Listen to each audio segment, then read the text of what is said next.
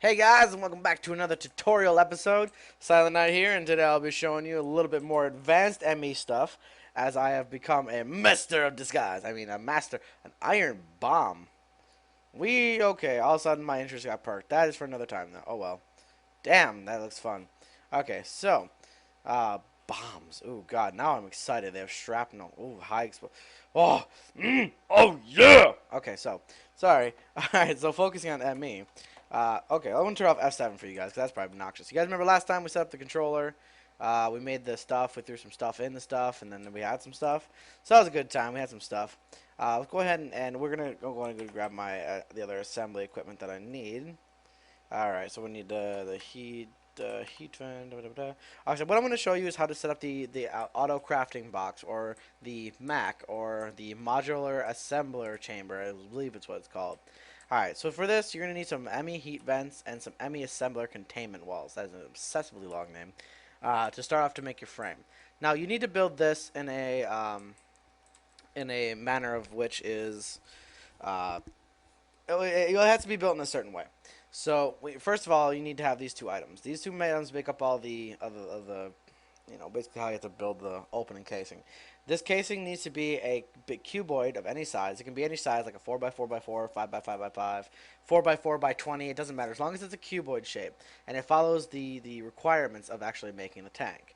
Now, to make this thing, you need the assembler containment walls. These things have to be in the corners of your tank. So, like, say here, here, um, here, here, etc. Um, like so. And then generally you want to fill in the edges like this, the trim, with them, because it's they're pretty cheap and they're the easier one to make. So go ahead and just fill in the trim so you can see. Well, apparently I did a 5x5x5. No, that's probably bad. Let's do a 4x4x4 for the tutorial. So like so. This is a 4x4x4. Really, really simple is what we're going to do. 2, 3, 4, 2, 3, 4, 2, 3, 4, 2, 3, 4, 2, 3, 4, 4, 2, 3, 4. Boom. Alright. What? Alright, so there you go. This is the first step. This takes, I believe this is 32 containment walls, which isn't too bad because you have the 4, and then 4, and then 10, 20, and then the 2, or is it 28? Let's see, you got 4, 8, 10, 12, 24, no, it's, yeah, 32, that's what I thought. So you need 32 assembler containment walls at start. I believe the smallest you can actually make these is actually a 3x3x3 if you want. But the problem with a 3x3x3 is it only leaves you one thing in the center, which means you can't put the CPU inside of it. We'll explain more of this as we go, but we won't be able to put like a CPU inside of it. So better, I like to do the 4x4x4. You can do 3x3x3, but I like the 4x4x4 to start. So that's how you have to do that. And then, so basically the edgings has to all be the containment walls. I believe these two right here or something like that, these can all be heat vents, but the heat vents are a little more of a pain in the butt to make. So I like to do containment walls because they're really easy to make, because the containment walls are just just quartz in the middle and then surrounded by gold and iron, which is, I mean, it's fairly simple to do. It's like 2 stacks, it's like 2 stacks of gold, 2 stacks of iron, and then 32 surface quartz, which is pretty easy to get. So I like to do that instead. So then to finish this, then you need to fill in all the rest of the external with these heat vents here. So you can see the bottom, the sides, the middle, etc. All these openings have to be heat vents, like so. Now you can see here it didn't auto-complete like our one over there. Why? Because we still have hollow things in the middle. Now the inside of the middle has to be made up of either an ME, or actually this is a CPU. It has to either be a crafting CPU or a pattern, I believe, provider. Yeah, pattern provider. Now you can have any amount of these inside the tank as you want. You can put in 8 CPUs, which I don't recommend, or 8 pattern providers, which I also don't recommend. But it has to be the center gooiness of the crafting box has to be has to be either one of these two items. Like you can do like 2 of those and then one of this and another one there. That's like that. It can be any of the two, but they have to be at least. It can only be these 2 blocks, and you can make up any amount you want. Now, you're probably thinking to yourself, Silent, now how do I know which ones I want to put in there? Well, good question, random viewer. The what you do depends on what you want to do. Basically, these right here are called the crafting CPUs. These crafting CPUs, now, what they do is they allow a certain amount of crafts per second. Basically, for every crafting CPU you have inside of the chamber, it crafts an extra 3 items. Was it ever? Is it an extra 3 items per second? I think is what it is. It adds like an extra 1 craft per tick for 3 ticks or something like that.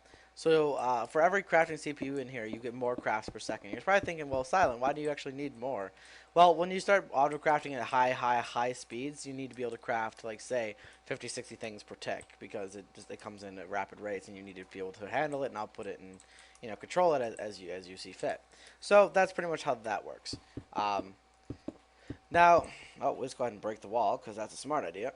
Let's go ahead and put that heat vent back. So now the Mac actually comes with, or this chamber here, the Mac actually comes with 1 CPU built inside of it. So you're guaranteed to have at least 3 items per second crafting, guaranteed, because the actual machine. So you could fill it with pattern providers and have no problems with that because it has 1 built in. But 1 built in is kind of lame. Generally, what I like to start off with is 4 crafting CPUs and 4 pattern providers. Now, this is probably even unnecessary. You could probably start off with, in my experience, with how many patterns you make. Generally, you only need 2. You could probably get away with 1, but 2 would probably be sufficient for now. And then fill up with 6 crafting CPUs. So let's go ahead and do that. We'll go ahead and put in the heat vents, and you should see this automatically, boom, transform into the molecular assembler chamber, or MAC. So this is your Mac. So inside here, you can actually see that we had two pattern providers. So this is where we can see our patterns in here. We don't have any in there, obviously. So now we need to start pattern encoder. I think I actually have one right there. Yes, I do. All right. So now we actually have the chamber. Now you can see here it attaches 18 units per tick. It's taking yada yada yada. So now you're thinking, well, how do we do this? Well, random viewer, this is a little bit interesting, but it's not too hard. So we'll go ahead and grab some blank patterns. You need to make the ME pattern encoder. This is what's actually going to make your patterns. And this, oddly enough, does not need to be attached to the ME system. So you can actually be over here and be crafting um, patterns without actually being attached to the system. So you need to put the ME blank patterns over here. And then in here is the pattern you want to put in to be auto-crafted. Now we're going to do something really, really simple. So we'll grab some wood, I think here. We'll grab some oak planks and call it good. So we're going to go over back to our pattern encoder. And we're going to put in the pattern for oak planks and have it be crafting table. So there's our crafting table. So now this is the pattern we want to encode. So we click encode. And you can see it says 1 crafting table, 4 oak planks. It crafts 1 crafting table with 4 oak wood planks. So then we'll go over here and we'll go ahead and put that into our molecular chamber. And then you can see it transforms into the item it's supposed to craft. So now if we go into our ME terminal and we switch it over, the view mode, over to craftable items, you should see how it says craft. That means that this is the crafting pattern. We can craft that item. Now we're going to go ahead and switch this around. As you can kind of see here, it says you can sort it by just stored items in there, or you can sort it by, let's take these all out of here, or you can sort it by just what's craftable, or both craftable and stored. If you have an item in there and you can also craft it, it won't show it unless it's empty like that. See, let that watch out. So that's how that works. Okay, so now you're probably thinking, well, Silent, how do we actually auto-craft? Because we have the pattern in there. We have everything else going on. So how do we actually auto-craft? Well, that's a good question. We want to be able to, you want to come over here and click crafting table, and then you can select how many of the item you want to craft. I want to just craft 1 crafting table. So we click begin. Now we're waiting, we're still waiting. Now you're going to say, well, what's Silent? Why is it not crafting? Good question. Well, let's go ahead and get a crafting monitor. It's actually a really nice little item. Well, it's not crafting because we don't have the materials inside of the terminal. So if I go ahead and put 1, 2, 3, 4 wood in there, you'll see that it automatically, as soon as it got the materials to craft the crafting table, it crafted the table. How cool is that? Alright, so we're going to go ahead and throw the crafting monitor onto the system. Now you can see this little thing is pretty nice. Let's go up and queue up like 5 crafting benches here. And it's not crafting, obviously, but this thing right here tells you exactly what's currently being crafted, all the other patterns and processes and jobs that you have queued up.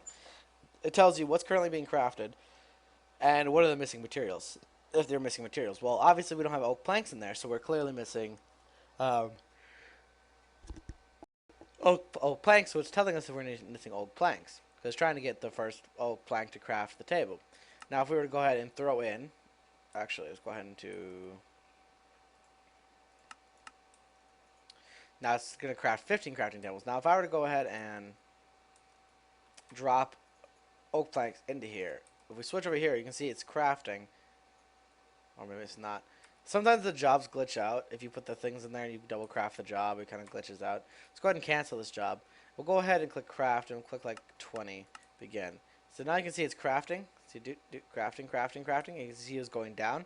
Crafted 15 tables, and now we're waiting on more oak planks because it ran out of oak planks.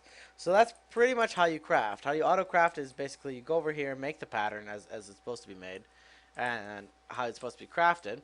Then you can come over here, and then you have to put it into your Mac terminal, a window, and then you can come in here and then you can auto craft it from here as long as you have the materials inside. And this works with anything too. You can also have a chain event crafting too. Like say if you have wood in here, like say if I put logs in here, and okay, actually we can probably just demo this. So if I search wood and grab a bunch of oak wood here, like so, we go overhead here and clear, and put a new pattern in here. This to craft wooden, wooden logs.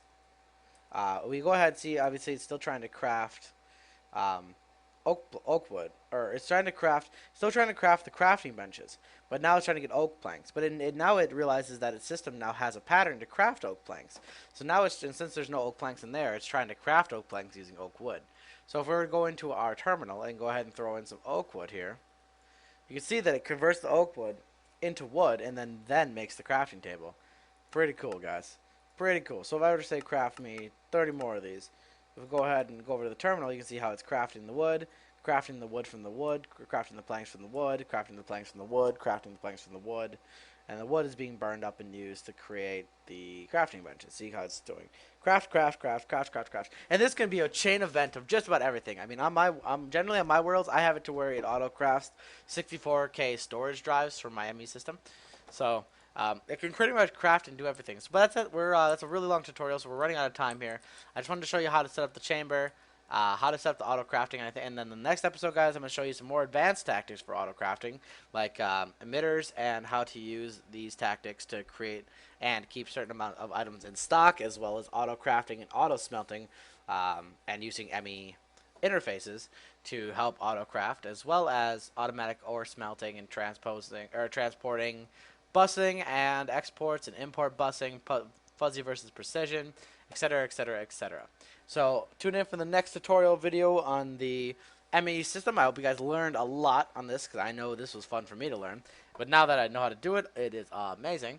So I hope you guys learned a little something something. Hope you guys enjoyed the video, and until the next guide, I hope you guys take her easy. Giggity.